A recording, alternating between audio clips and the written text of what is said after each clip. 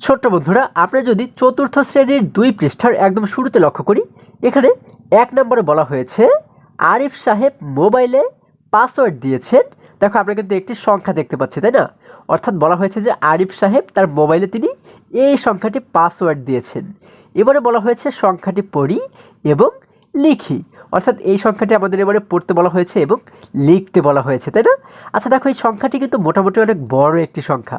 তাহলে এই ধরনের সংখ্যাগুলোকে আমরা কিভাবে খুব সহজে পড়তে পারি?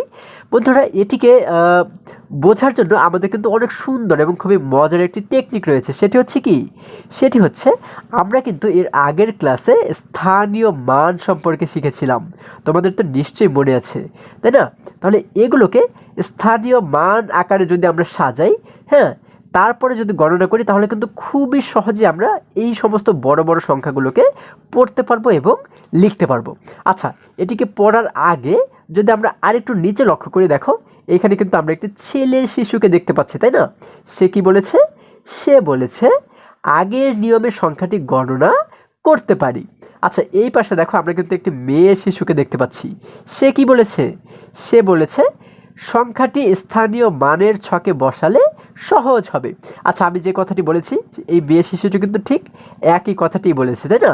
আমরা যদি এই সংখ্যাটিকে স্থানীয় মানের ছকে বসাই, তাহলে কিন্তু এটিকে বুঝতে আমাদের জন্য খুবই সহজ হবে। আচ্ছা দেখো, আমাদের তো স্থানীয় মান সম্পর্কে মনে আছে, তাই না? স্থানীয় মানের একদম ডান পাশে মানে শেষে যে থাকে সেটিকে কিন্তু বলা হয় একক, তাই না? দেখো, একক, দশক, শতক, হাজার, অযুত, লক্ষ। আচ্ছা, তাহলে আমরা এই যে ছকটি দেখতে পাচ্ছি, এই ছকে যদি এই সংখ্যাটিকে বসাই, দেখো এককের স্থানে আমরা কাকে লিখব? একদম শেষে যে সংখ্যাটি থাকে সেটিকেই তো বলা হয় একক। তার মানে এখানে রয়েছে ৬, এই ৬কে আমরা এককের ঘরে এই জায়গাতে লিখে দেব। আচ্ছা, এরপরে দেখো ৬-এর আগে রয়েছে ১, এককে কিন্তু আমরা এই জায়গাতে অর্থাৎ দশকের ঘরে লিখে দেবো। দেখো, এই এককে লিখে দেবো আমরা দশকের ঘরে। এরপরে শতকের ঘরে আমরা দেখতে পাচ্ছি রয়েছে ৫, আমরা শতকের ঘরে লিখে দেবো হচ্ছে ৫। এরপরে হাজারের ঘরে রয়েছে হচ্ছে ০, তাই না? আমরা হাজারের ঘরে লিখে দেবো হচ্ছে ০। আচ্ছা, আমরা এখানে লিখে দিলাম ০। এরপরে দেখো, আমরা দেখতে পাচ্ছি একক, দশক, শতক, হাজার, অযুত। অযুতের ঘরে আমরা দেখতে পাচ্ছি রয়েছে ৯, আমরা এই ৯কে কিন্তু অযুতের ঘরে এইখানে লিখে দেবো, তাই না? এবং এর আগে এইখানে কিন্তু আমরা শুরুতে দেখতে পাচ্ছি রয়েছে কত? আমরা দেখতে পাচ্ছি কিন্তু রয়েছে ২, তাই না? আমরা এখানে লিখে দেবো হচ্ছে ২, আমরা এখানে লিখে দিলাম ২। আচ্ছা, যখন আমরা এই ছকটিতে সম্পূর্ণ সংখ্যাটিকে সাজালাম, এখন কিন্তু আমাদের বুঝতে সুবিধা হচ্ছে যে এই সম্পূর্ণ সংখ্যাটি কত, তাই না? যেমন দেখো, এখানে লক্ষর ঘরে দেখতে পাচ্ছি হচ্ছে আমরা ২, তার মানে কিন্তু আমরা বুঝতে পারি এটি ২ লক্ষ। আচ্ছা, ২ লক্ষ। তারপর আমরা জানি যে এই অযুতটাকে কিন্তু কখনোই আলাদাভাবে বলতে হয় না, তাই না? অযুতের ঘরে যে সংখ্যাটি থাকে এটিকে হাজারের সাথে একসঙ্গে বলতে হয়। যেমন দেখো, অযুতের ঘরে রয়েছে কত? ৯, তাই না? এই ৯ এবং এই হাজারের ঘরে যে ০, এই ৯ এবং ০কে আমরা একসঙ্গে বলবো। তাহলে ৯ এবং ০ একসঙ্গে মিলে কত হয়ে যায়? ৯০ হয়ে যায়, তাই না? আচ্ছা, তাহলে এই ৯০কে আমরা একসঙ্গে বলবো হাজার। আমরা এই অযুতটাকে কখনোই আলাদাভাবে বলবো না, ঠিক আছে? তাহলে হয়ে গেল ৯০,০০০, ২,৯০,০০০। এরপর দেখো, শতকের ঘরে পাচ্ছি হচ্ছে ৫, তার মানে ৫০০। এরপরে দশকের ঘরে পাচ্ছি হচ্ছে ১, এককের ঘরে পাচ্ছি আমরা ৬। এবং আমরা কিন্তু জানি যে দশক এবং একক এই দুটিকেও একসঙ্গে বলা হয়, তাই না? তাহলে ১ এবং ৬কে একসঙ্গে কত বলা হয়? ১৬ বলা হয়। আচ্ছা, এরপরে দেখো, আমরা তাহলে এটিকে আরও সুন্দরভাবে করে কীভাবে করে বুঝতে পারি? দেখো, লক্ষের ঘরে ২ রয়েছে, আমরা এই নিচে লক্ষের ঘরে লিখে দিলাম ২। এরপর আমরা জানি অযুত এবং হাজার এই দুটিকে একসঙ্গে লিখতে হয়। তাহলে অযুতে রয়েছে ৯ এবং হাজারে রয়েছে ০। ৯ এবং ০কে যদি আমরা একসঙ্গে লিখে, দেখো এখানে আমরা একসঙ্গে ৯ ০কে লিখলে হয়ে গেল কিন্তু ৯০। তার মানে এই ৯০কে কিন্তু আমরা বলবো হাজার। অযুত কিন্তু বলতে হয় না, আমরা জানি বলতে হয় হাজার। ৯০,০০০। এরপরে শতকের ঘরে রয়েছে ৫, আমরা ৫কে একই রকমভাবে শতকের ঘরে রেখে দিলাম।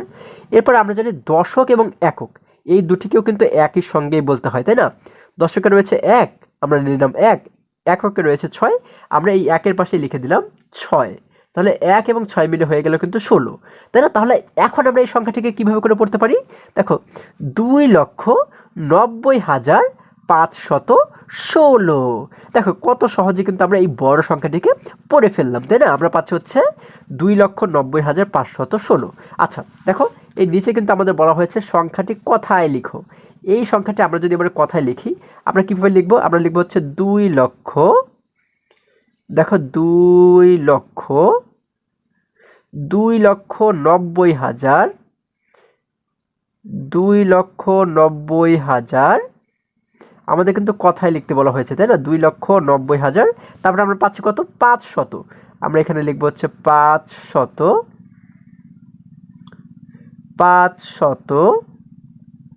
দেখো 500, তারপর হচ্ছে শেষে কত পাচ্ছি? 16। আমরা কিন্তু এখানে পাচ্ছি 16, তার মানে আমরা এখানে লিখে দেব 16, 516, অর্থাৎ 2,90,516। আচ্ছা, আমাদের কিন্তু এটিকে কথায় লেখা হয়ে গেল, তাই না? আচ্ছা, এরপরে যদি আমরা আরেকটু নিচে লক্ষ্য করি, দেখো এখানে 2 নম্বরে বলা হয়েছে বাংলাদেশের একটি জেলার লোক সংখ্যা। দেখো আমাদের এখানে কিন্তু অনেক বড় একটি সংখ্যা দেওয়া রয়েছে, এতজন। সংখ্যাটি আমরা কিভাবে পড়ব? অর্থাৎ এই যে এত বড় সংখ্যাটি, এটিকে আমরা কিভাবে করে পড়ব? দেখো এটিকে পড়ার জন্য আমরা যে কাজটি করব, আমরা কিন্তু এগুলোকে স্থানীয় মান অনুসারে সাজাবো, তাই না? আচ্ছা দেখো, আমরা জানি সর্বশেষে যেটি থাকে সেটিকে বলা হয় একক, অর্থাৎ এটি একক, দশক, শতক, হাজার। 9 কিন্তু হাজার, তাই না? আমরা জানি হাজারের ঘরের আগে একটি কমা দিতে হয়, আমরা এখানে 9-এর আগে একটি কমা দিয়ে দিলাম। আচ্ছা, হাজার, অযুত, লক্ষ, আমরা জানি লক্ষের আগেও কিন্তু একটি কমা দিতে হয়, লক্ষ, নিযুত। আচ্ছা, একক, দশক, শতক, হাজার, অযুত, লক্ষ, নিযুত। আচ্ছা, আমরা জানি এই যে নিযুত এবং এই যে অযুত, নিযুতও কখনো উল্লেখ করতে হয় না, অযুতও কখনো উল্লেখ করতে হয় না। তাহলে নিযুত যদি উল্লেখ না করতে হয়, তাহলে আমরা কিভাবে করে এটিকে পড়বো? দেখো, এক যেহেতু লক্ষ, তাই না? যার কারণে এই 3 এবং 1 এই দুটিকে একসঙ্গে আমরা লক্ষ বলবো, ঠিক আছে? অর্থাৎ 31 লক্ষ, ঠিক আছে? আবার এখানে যেহেতু 6 নিযুত, 6 অযুত রয়েছে, তাই না? এই অযুতটাকেও কিন্তু কখনোই আমরা আলাদাভাবে উচ্চারণ করব না, মানে পড়বো না। তাহলে আমরা কি করব? এই যে 9,000, এই 6 এবং 9 এই দুটিকে একসঙ্গে মিলে কত হয়? একসঙ্গে মিলে কিন্তু হয়ে যায় 69, তাই না? এই 69,000 বলবো, আমরা কিন্তু 6 অযুত বলবো না, 69,000 একসঙ্গে বলবো, ঠিক আছে? এরপরে 615, তাহলে এই সংখ্যাটি মোট কত হলো? 31,69,615 জন, তাই না? আচ্ছা, এরপরে দেখো, আমরা যদি একটু নিচে লক্ষ্য করি, এখানে কিন্তু সেই ছেলে শিশুটিকে আবারও আমরা দেখতে পাচ্ছি। সে এবারে কি বলেছে? এই বড় সংখ্যাটি আমরা আগের নিয়মে গণনা করতে পারি।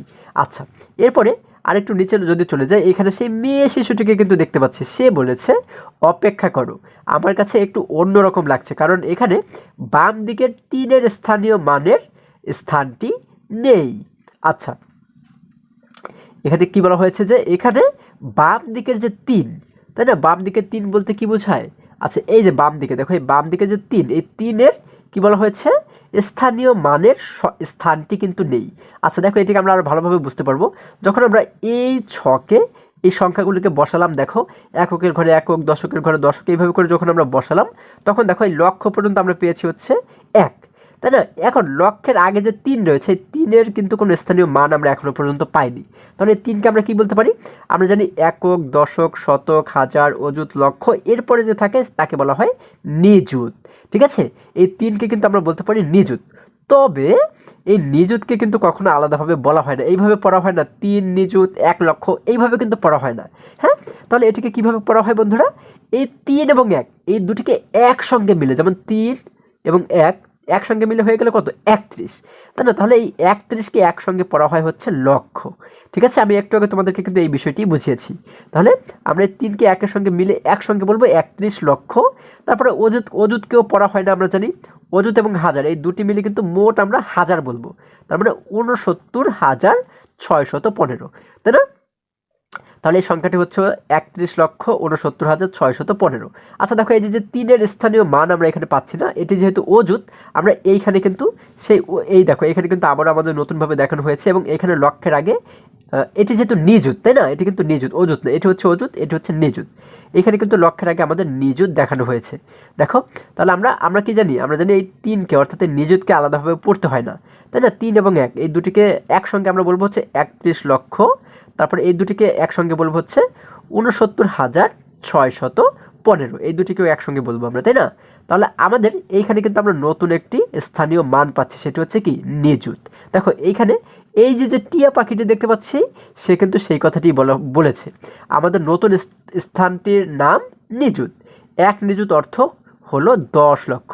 আমরা যে এই যে 3 নিযুত দেখতে পাচ্ছি, এখানে 1 নিযুত মানে হচ্ছে 10 লক্ষ, ঠিক আছে বন্ধুরা? আশা করি আজকের প্রত্যেকটি বিষয় তোমরা খুবই সহজে এবং খুবই মজায় শিখতে পেরেছো। আজকে আমাদের এই পর্যন্তই। আবারও দেখা হবে পরবর্তী ভিডিওতে। আর হ্যাঁ, তোমরা যদি আমার চ্যানেলে নতুন হয়ে থাকো তাহলে এখনই চ্যানেলটি সাবস্ক্রাইব করে পাশে থাকো, যেন আমার যে কোনো ভিডিও আপলোড করার সাথে সাথে খুব সহজেই তোমরা সেটি পেতে পারো। সকলে ভালো থাকো, সুস্থ সবল থাকো, এই কামনা করে শেষ করছি। ধন্যবাদ সকলকে।